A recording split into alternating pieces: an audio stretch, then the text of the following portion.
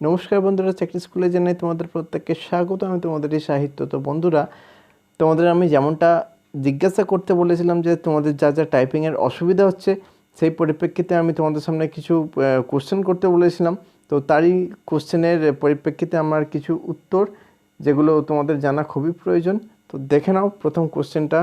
অনুশ্রী দে কি বলছে, ডিভির কতদিন পর টাইপিং টেস্ট শুরু হবে? তো আর ডিভিতে কী কী ডকুমেন্টস লাগবে? প্রথম কথা বলে দিই, এটা টাইপিংয়ের শুধুমাত্র ভিডিও দিচ্ছি তোমাদের জন্য। তো দেখো, ডিভির কতদিন পরে টাইপিং টেস্ট হবে সেটা বলা যাচ্ছে না, তবে ডিসেম্বরের মধ্যে অল টাইপিং টেস্ট কমপ্লিট করে দেওয়ার একটা সম্ভাবনা আছে পিএসসির তরফ থেকে। ঠিক আছে, ওটা কমপ্লিট করে দেবে। তবে তোমার যে কোশ্চেনটা, মোটামুটি ডিভি শেষ হওয়ার 1 সপ্তাহ থেকে 1.5 সপ্তাহের মধ্যেই তোমার টাইপিং টেস্ট শুরু হয়ে যাবে। আর টাইপিং টেস্টটা হবে র্যাঙ্ক ওয়াইজ। ঠিক আছে, মানে যার 1 নম্বর র্যাঙ্ক বা ধরো যার হচ্ছে তোমার 200 র্যাঙ্ক, তার কিন্তু প্রথম দিনেই হবে, একদম র্যাঙ্ক ওয়াইজ তোমার টাইপিং টেস্ট হবে। ওকে, নেক্সট কোশ্চেন, গার্গী দাশগুপ্ত কি বলছো? গার্গী বলছো, ভুল করে দুটো স্পেস পড়ে গেলে সেটা কি একটা এরর হিসেবে কাউন্ট হবে? ডেফিনেটলি সেটা এরর হিসেবে কাউন্ট হবে। দীপঙ্কর সরকার কি বলছো, ব্যাক স্পেস কি শুধু একটা ওয়ার্ডের জন্য ইউজ করা যাবে? হার্ড কিবোর্ডে প্র্যাকটিস করব নাকি সফট কিবোর্ডে? কিবোর্ড ডেস্কে রেখে প্র্যাকটিস করব নাকি টেবিলের উপর রেখে? আচ্ছা, প্রথমটার উত্তর দিই। ব্যাকস্পেস কি শুধু একটা ওয়ার্ডের জন্যে ইউজ করা যাবে না, সব ওয়ার্ডের জন্য। ধরো ইনডিসপেন্সিবল, ঠিক আছে, অপরিহার্য, যেটার মানে বাংলা মানে। তো এই এত বড় ওয়ার্ড, ধরো তুমি প্রথমে ইন লিখতে গিয়ে IM লিখে ফেললে, ঠিক আছে, কারণ MN তো পাশাপাশি, ঠিক। তো গোটা তোমার ওয়ার্ডটাকে তুমি চেঞ্জ করতে পারবে, কোনো অসুবিধা নেই। ওকে, হার্ড কিবোর্ডে প্র্যাকটিস করবো নাকি সফট কিবোর্ডে? দুটো কিবোর্ডেই তুমি পারলে প্র্যাকটিস করে রাখো, ঠিক আছে, কারণ কি কিবোর্ড পড়বে কেউ জানে না, ঠিক। 3 নম্বর কোশ্চেন হচ্ছে, কিবোর্ড ডেস্কে রেখে প্র্যাকটিস করব নাকি টেবিলের উপর রেখে? হ্যাঁ, ডেস্কের উপরেই রেখে তোমার করতে পারো, কারণ যেগুলো ওই কম্পিউটার টেবিল ওই ধরনেরই তোমায় দেবে। আর যদি তোমার টেবিলের উপরে থাকে তোমার কিবোর্ড, সেই রকম তোমাকে দেওয়া হবে, মানে সেটা অনেকটাই নিচু থাকবে, ঠিক আছে। তুমি যাতে টাইপিং মানে করতে পারো সেই ধরনেরই থাকবে, চিন্তা করার কোনো ব্যাপার নেই। রনি সূত্রধর কি বলছো? রনি বলছো যে ব্যাকস্পেস ইউজ করা যাবে তো? জানি। আচ্ছা, হ্যাঁ ডেফিনেটলি জানো তো, ভালো কথা। ব্যাকস্পেস ইউজ করা যাবে, আগের বারে ইউজ করা গিয়েছিল, এবারেও নিশ্চয়ই যাবে, তবে পুরো গাইডলাইন আসলে সেটা পুরোপুরিভাবে বোঝা যাবে। ওকে, অতনু বাজানি কি বলছো? দাদা, টাইপিংয়ে প্যারা চেঞ্জ করতে হলে এন্টার করে করতে হয়, এটা জানি, কিন্তু লাইন চেঞ্জ করতে হলে অটোমেটিক্যালি লাইন নেক্সটে শিফট হয়ে যাবে নাকি এন্টার প্রেস করে লাইন শিফট করতে হবে? কিচ্ছু এন্টার প্রেস করতে হবে না, যেরকম যা আছে সেরকম করতে থাকো, ঠিক আছে। যেখানে এন্টার প্রেস করার জায়গা থাকবে সেইখানেই অনলি এন্টার প্রেস করবে, আদারওয়াইজ এন্টার প্রেস করতে যাবে না, ওগুলো কিন্তু তোমার ভুল হিসেবে কাউন্ট হয়ে যাবে। ওকে, সায়ক মণ্ডল, নিউ প্যারাগ্রাফ স্টার্ট করার আগে কটা স্পেস দেবো? নিউ প্যারাগ্রাফ স্টার্ট করার আগে তোমার যদি স্পেস কিছু না দেওয়া থাকে তাহলে স্পেস দিতে হবে না, আর যদি একটুখানি ফাঁকা জায়গা থাকে তাহলে তুমি ট্যাব মেরে ইউজ করতে পারো। উদয়ন বিশ্বাস কি বলছো? 90 অ্যাকুরেসি কত পার্সেন্টেজ লাগবে? সেটা কি category wise different? Definitely accuracy তোমার কত পার্সেন্ট দেবে সেটার গাইডলাইন আসলেই বোঝা যাবে। ওকে, আর অবশ্যই এটা ক্যাটাগরি ওয়াইজ ডিফারেন্ট থাকবে। ওকে, দেবলীনা ঘোষ কি বলছো? I find your channel so late. Your channel is great. Most all friend inspiration your post made. আরে thank you. 22 watt per minute, ঠিক আছে, কোনো অসুবিধা নেই। ওয়ান হ্যান্ডের ব্যাপারটা আমি তোমাকে মনে হয় সকালেই বলে দিয়েছি, ঠিক আছে, ওটা কোনো ব্যাপার হবে না, তুমি করতে থাকো। 30-এর আশপাশে তুমি নিয়ে যাওয়ার চেষ্টা করো, ঠিক আছে, কোনো অসুবিধা নেই। রাজেশ স্যার কি বলছো? রাজেশ স্যার বলছে, দাদা ডিভিতে কোন রেশিওতে ডাকবে, 1:1 নাকি এর বেশি? ডিভিতে 1:1 ডাকবে না, কারণ একটাই, অনেকেই ডিভিতে যাবে না, এবং তোমার অনেকেই তোমার অনেক চাকরি পেয়ে গেছে, সেই জন্য ডিভিতে যাবে না, এবং অনেকেই টাইপিংয়ের প্রবলেম হতে পারে, ঠিক আছে, কারণ না হোক এটাই চাই। ওকে, তো সেই জন্য ডিভিতে 1.33-এরও বেশি ডাকতে পারে। ওকে, টেল হ্যাপি কি বলছো? ব্যাকস্পেস কি দেওয়া যায়? আগের বারে দেওয়া গিয়েছিল, এবারে গাইডলাইন আসলে সেটা পুরোভাবে বোঝা যাবে। যদি যায় তাহলে ইউজ ব্যাকস্পেস কি লোয়ার অ্যাকুরেসি হিসেবে ধরা হয়? না, সেরকম কোনো ব্যাপার নয়। কৌশিক রায় কি বলছো? কিবোর্ডে এত সাউন্ড হয়? এটা টাইপরাইটারের সাউন্ডের মতো লাগছে। আরে ভাই কিবোর্ডে সাউন্ড হয়নিতে দেওয়া হয়েছে নাকি? সুপ্রিয় পাল কি বলছো স্যার, কবে হতে পারে টাইপ টেস্ট? এর মোটামুটি কতদিন পাবো বলবেন প্লিজ? আমি বলে দিচ্ছি, মোটামোটা 23 থেকে 24 দিন আর হাতে পাবে, তাও মনে হয় পাবে না। ওকে, বাস ইজ মাইতি কি বলছো স্যার, গ্রেটফুল আর থ্যাংক ইউ ভাই। আচ্ছা, সৌম্য ভট্ট কি বলছো, ভালো করেছেন এই সাউন্ডটা দিয়ে, থ্যাংক ইউ।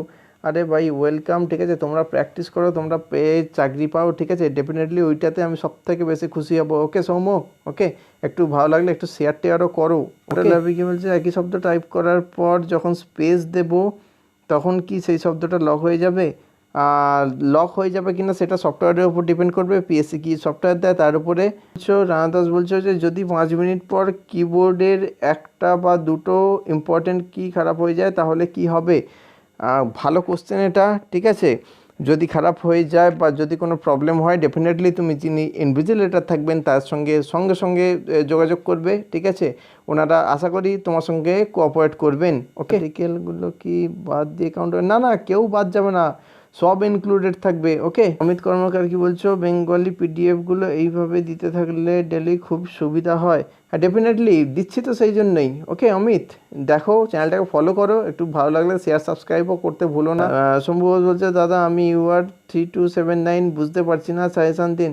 আরে ভাই ইউআর তোমার যদি একটু আগেই বলে দিলাম যে সবাই ডিপিতে যাবে না, 1.33 বেশিও ডাকতে পারে, ঠিক আছে। আর তাছাড়া এর তো ওয়েটিং লিস্ট আছে, চিন্তা করার কিছু নেই, তুমি টাইপিংটা নির্দ্বিধায় প্র্যাকটিস করে যাও। ওকে, তো কি বলছো 22.6 হলো WPM, থ্যাংক ইউ স্যার। আরে আমাকে থ্যাংক ইউ দিয়ে কী হবে, 22.6 থেকে আরও ওটা 30-এর কাছে নিয়ে যাওয়ার চেষ্টা করো, ঠিক আছে, কারণ পরীক্ষা হলে নার্ভাসনেস ফিল হবে। ওকে, সেইখান থেকে অনেকটাই ডিক্রিজ করতে পারে।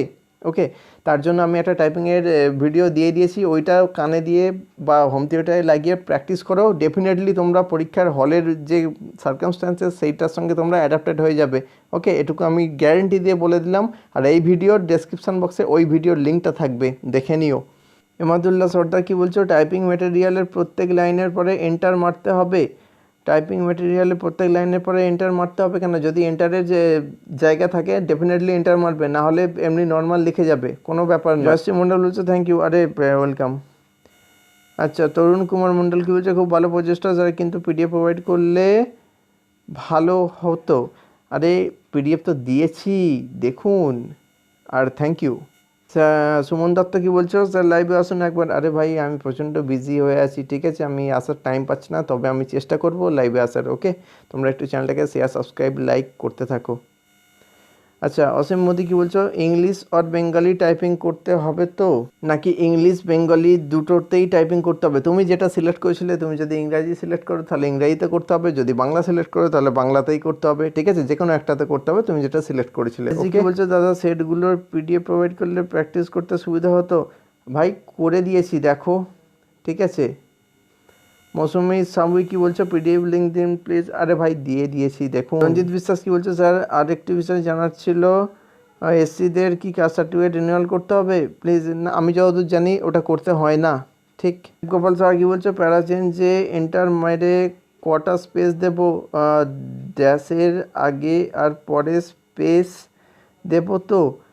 আর হাইফেনের আগে পরে নো স্পেস, তাই তো, একটু জানাবেন। আচ্ছা, প্যারা চেঞ্জ করতে হলে এন্টার মারতে হবে তো ডেফিনেটলি, ঠিক আছে।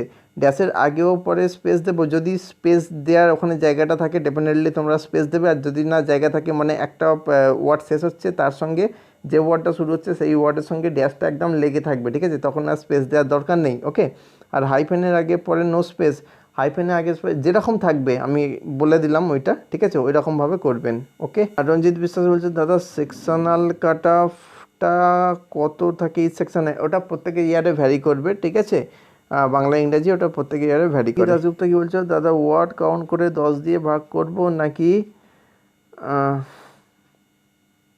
5 স্ট্রোক ইকুয়ালস টু 1 ওয়ার্ড ধরবো? আর স্পেসগুলো কাউন্ট করতে হবে তো, ওখানে জানাবেন। ভালো কোশ্চেন করেছো, এটা 10 দিয়ে ভাগ করে দেবে প্রথমটা একদম ডেফিনেটলি, কীরকম ওদের গাইডলাইন আছে তার উপর ডিপেন্ড করতে হবে।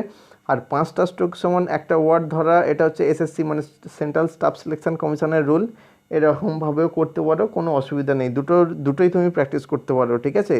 দুটোই অ্যাকচুয়ালি প্র্যাকটিস মানে কি, মানে একটা প্র্যাকটিসেই দুটো হয়ে যাবে, ওকে, কোনো ব্যাপার নয়। সেলিম মণ্ডল কি বলছো? স্যার আমার 10 মিনিটে 350টি ওয়ার্ড হচ্ছে, কিন্তু অ্যাকুরেসি 87 মতন হচ্ছে, কোনো সমস্যা হবে কি? অ্যাকুরেসিটা ভাই বাড়াও, ঠিক আছে? আর লং প্র্যাকটিস করো, একদম ম্যারাথন প্র্যাকটিস করো। তোমরা 10 মিনিটে শুধুমাত্র মানে কোনো করো না, ঠিক আছে? তোমরা 20-25 মিনিট ধরে একদম টানা করে যাও, তবেই তোমার অ্যাকুরেসি, স্পিড সব একদম পুরো মেনটেন থাকবে, ওকে? মানে সেই বলে না যে ওয়ান ডে প্লেয়ার দেখে বা টি20 প্লেয়ার দেখে প্লেয়ার চেনা যায় না আর কি, প্লেয়ার চেনা যায় হচ্ছে টেস্ট খেলা দেখে। টেস্টে কে কতক্ষণ লং ব্যাটিং বা লং বোলিং করতে পারে, তাই তার স্ট্যামিনা বোঝা যায়, ওকে? আজকে সেশনটা এখানে এন্ড করব। তো খুব ভালো থেকো, অন্যকেও ভালো রাখো, খুব ভালো করে টাইপিং প্র্যাকটিস করো। তো চলো, জয় হিন্দ।